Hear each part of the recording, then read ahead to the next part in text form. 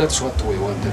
Then we'll work on this and Ponsiano Woli yakwatiddwa abasirikale ba CID okuva e Kibuli ng'ateeberezebwa okuba ng'abadde ayitirizza okubbira abantu ku mobile money.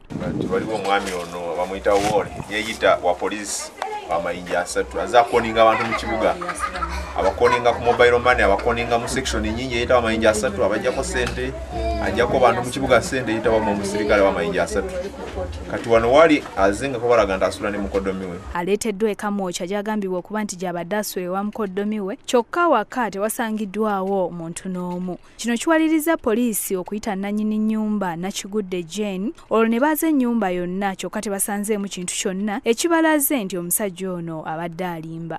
Poliisi ezze n'egamba nti mu nnyumba yange mulimu omuntu omubbi naye ng'ate omuntu oyo omubbi si ye nannyini nnyumba nga nze gwe mmanyi nga nannyini nnyumba mwami mulala bamuyita Woli kati ne mbategeeza nti oyo azze si ye nannyini nnyumba wabula ate nze simulabangako kati ne baŋŋamba mufune obuyambi ndeete chairman era ne ŋŋende wa chairman ne munono tuna gye tulabyemu jako okulaba nti document ezirimu sizize za mukoddomi we. Awoli ategeezezza nti waliwo abanene mu gavumenti abamutuma okubba abantu ng'akozesa mobile money. and then you follow. At the end, the police will get the point for you because you'll be and man, who are those people? Mister.